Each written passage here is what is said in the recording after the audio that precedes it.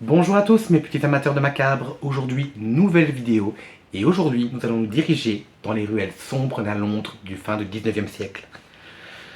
Je vous préviens, aujourd'hui la vidéo est un petit peu plus hardcore que la précédente et aussi un peu plus longue. Tasse de thé et meurtre de prostituées. Mettez-vous à votre aise et on est parti pour une nouvelle archive macabre.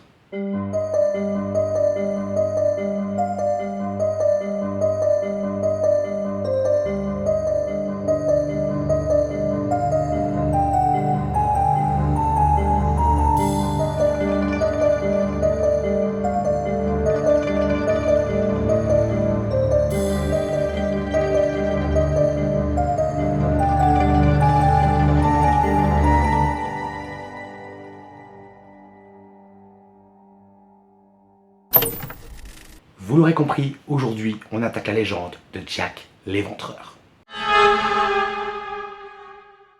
Durant le 19e siècle, l'Angleterre était à son apogée, sous le règne de la reine Victoria. Première puissance mondiale en termes d'économie et d'industrie, Londres était à l'époque la capitale la plus peuplée du monde. Autrement dit, l'époque dite l'époque victorienne et l'Empire britannique. Malheureusement, dans tout beau tableau, il se cache souvent une zone d'ombre. Dans ce cas-ci, il s'agit de Whitechapel, une ville totalement à l'opposé de l'image flatteuse que voulait dégager Londres. Ce quartier fit face à une vague d'immigration de Juifs et d'Irlandais en constante augmentation. La conséquence sera que Whitechapel va alors devenir un coin complètement surpeuplé, rongé par la pauvreté et l'alcoolisme et dépourvu d'hygiène et de sécurité. Le cadre géographique ne va pas aider non plus. Whitechapel sera donc victime d'un véritable smog, un épais brouillard provoqué par le mélange entre l'humidité dégagée par la Tamise et les émanations des usines avoisinantes. Un quartier où il ne fait vraiment pas bon vivre.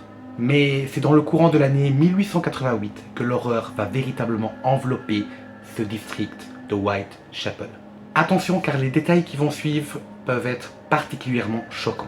Le 31 août 1888, le cadavre d'une prostituée nommée Mary Ann Nichols sera retrouvé dans une ruelle sombre. Mais ce qui choqua le plus sera la manière dans laquelle cette pauvre femme trouva la mort. Sa gorge a été tranchée à 2 reprises, son ventre complètement ouvert, et on va remarquer des traces de lésions au niveau des organes génitaux et sur l'abdomen. Ce crime sera le premier, mais malheureusement pas le dernier. Annie Chapman, elle, sera retrouvée le 8 septembre 1888, égorgée, éventrée, et son utérus, son vagin et sa vessie auront été prélevés. Le 30 septembre 1888, ce ne sera pas une, mais 2 victimes qui seront retrouvées. La première, Elizabeth Strite, sera retrouvée la carotide tranchée, mais sans aucune autre trace d'autres blessures. Ce qui pourrait faire penser que le tueur a été dérangé. Cependant, ce ne sera pas le cas de la pauvre Catherine Eddowes, qui elle sera retrouvée même pas 1 heure après la découverte de Strite. Eddowes, elle, sera retrouvée dans des conditions particulièrement atroces. Cette dernière aura la gorge tranchée, sera éventrée, le visage complètement mutilé, son rein gauche, son utérus, son nez et une de ses oreilles auront été prélevés. Mais c'est le meurtre de Mary Jane Kelly qui sera peut-être le plus macabre de tous. Ce qui différera des autres victimes sera que Mary Jane Kelly sera retrouvée non pas dans une ruelle, mais bien dans sa propre chambre à coucher. Et l'assassin aura été d'une barbarie sans limite. Gorge tranchée jusqu'à l'os, éventré, pratiquement totalement éviscéré, et ses entrailles et ses intestins seront éparpillés dans toute la pièce. Visage complètement mutilé, cœur arraché et prélevé. Et ses 2 seins auront été tranchés, dont un posé sur la tête de la pauvre jeune fille. Pour les enquêteurs, au début, cette affaire ne va pas avoir une forte importance à leurs yeux, compte tenu du rang social des victimes, des prostituées, qui à l'époque, c'était monnaie courante, avec la présence de plus de 50 maisons closes, et plus de 1000 femmes réduites à la prostitution.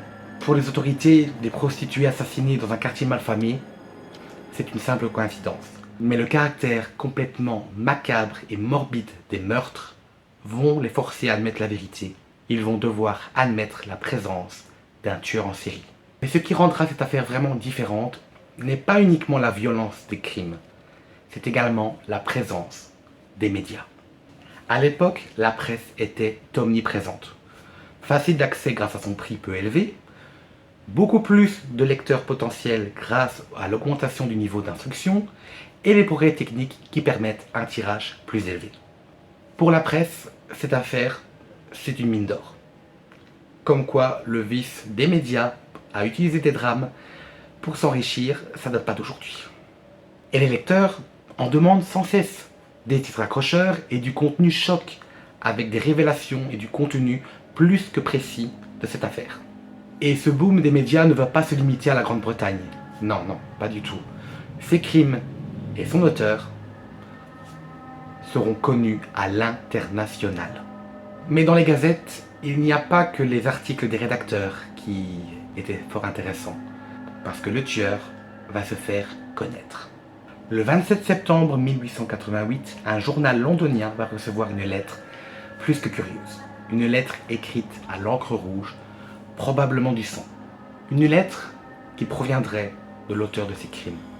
Dans cette lettre, celui-ci va se moquer de la police, se vanter de son travail et va menacer de continuer. Une lettre intitulée Dear Boss, dans ce cas-ci, cher ami. Et cette lettre sera signée de la main de Jack the Ripper, alias Jack l'Éventreur. Cher patron, j'entends toujours dire que la police m'a attrapé, mais ils ne me rendent pas de sitôt. J'ai bien ri quand ils ont fait leur intéressant en déclarant être sur la bonne piste. Cette histoire de tablier de cuir n'est qu'une vaste blague. J'en ai appris les putes, et je n'arrêterai pas de les éventrer jusqu'à ce qu'on me boucle. Du beau travail, mon dernier boulot. Je n'ai même pas laissé à la fille le temps de couiner. Comment pourrait-il m'attraper maintenant? J'adore mon travail, et je veux recommencer. Vous entendrez bientôt parler de moi et de mes amusants petits jeux. J'ai gardé un peu de liquide rouge dans une bouteille de bière lors de mon dernier boulot, afin de pouvoir écrire avec. Mais c'est devenu épais, comme de la colle, et je ne peux plus l'utiliser. L'encre rouge fera l'affaire, je pense. Au prochain travail, je trancherai les oreilles de la dame et les enverrai aux officiers de police, histoire de m'amuser un peu. Gardez cette lettre sous le coude jusqu'à ce que je travaille un peu plus. Après, sortez-la. Mon couteau est si beau et si bien aiguisé que j'ai envie de l'utiliser tout de suite, si l'occasion se présente. Bonne chance, cordialement, Jack l'Éventreur. Ce ne sera que la première lettre de Jack. Le 1er octobre 1888, soit le lendemain du double meurtre, le même journal londonien va recevoir une seconde lettre, toujours signée Jack l'Éventreur. Et les analyses dactylographiques vont confirmer que cela a été écrit par la même main. Je ne plaisantais pas, cher vieil ami, quand je vous avais donné le tuyau. Vous entendrez parler du travail de Saucy Jackie demain. Événement double cette fois-ci. La numéro 1 couina un peu. Je n'ai pu terminer d'emblée. N'avais pas eu le temps de couper les oreilles pour la police. Merci d'avoir gardé la dernière lettre jusqu'à ce que je retourne au travail encore. Jack l'Éventreur. Le 16 octobre 1888, la lettre From Hell sera reçue. La dernière lettre signée de la main de Jack l'Éventreur. Celle-ci va se démarquer des deux autres. Premièrement, c'est la police qui la recevra et non le journal londonien. L'écriture sera un peu plus brouillon et elle sera livrée avec un morceau de rein humain. Malheureusement, les progrès scientifiques de l'époque ne vont pas permettre de savoir de qui l'organe provenait. De l'enfer, Monsieur Lusk, monsieur. Je vous ai envoyé la moitié du rein que j'ai pris d'une femme conservée pour vous. L'autre partie, je l'ai frite, puis mangée. C'était très bon. Je pourrais vous envoyer le couteau ensanglanté qu'il a pris, si seulement vous attendiez un peu plus longtemps. Attrapez-moi quand vous pourrez, monsieur Lusk. Signé, Jack l'Éventreur. L'enquête va tourner en rond et ce dès le départ, car même les autorités n'arriveront pas à se mettre d'accord sur le nombre de victimes, qui ira de 5 à 11. 2 victimes avant le meurtre de Nichols, et 4 victimes après celui de Kelly. Les théories se multiplient et la thèse de gang rivaux et de coïncidence est privilégiée. Ce qui pourrait être plausible pour les 2 victimes antérieures au meurtre canonique, les 5 victimes officielles. En ce qui concerne les 4 suivantes, selon moi, j'opterais plus pour un imitateur. Jack avait un ego surdimensionné et adorait vendre son travail. Il s'en vantait même, c'était jouissif pour lui. C'est pour ça que je miserais plus sur le copycat, parce que sinon Jack n'aurait pas manqué l'occasion de pouvoir se vanter. Et pour mettre la main sur Jack, ça volera pas haut non plus. Au début, les soupçons vont se porter chez les immigrés juifs. Car les Londoniens se disaient non, ce n'est pas possible que ce soit un homme du peuple qui ait commis ces crimes. Et les témoignages ne vont pas servir à grand chose parce que la plupart seront totalement à l'opposition les uns des autres. On partira d'un homme à l'allure élégante à un homme qui a une allure très peu soignée. Impossible de mettre en relation les témoignages. Et pourtant, beaucoup de gens ont vu les victimes accompagnées d'un homme. Puis les autorités vont plus miser sur un boucher ou un médecin compte tenu de la violence des crimes, des organes prélevés et la présence d'un long couteau. Allant même jusqu'à accuser le petit-fils de la reine, qui était proche du milieu de la prostitution, et également le chirurgien de la reine. Personne ne sera épargné par les soupçons. Infiltration du milieu de la prostitution, chien renifleur, témoignages, perquisitions, interrogatoires, rien ne sera concluant. En bref, une avancée plus que maigre malgré la pression de la reine Victoria pour clore l'affaire, et la presse ne se cachera pas de tourner au ridicule la police. Whitechapel va alors sombrer dans la paranoïa et les chasses à l'homme vont avoir bon train ainsi que les crimes antisémites. Et pourtant, les crimes propres à Jack l'Éventreur cesseront du jour au lendemain. Le temps passa et l'enquête finira dans la case des affaires jamais élucidées. Mais même de nos jours, cette affaire amènera son lot de dénouements.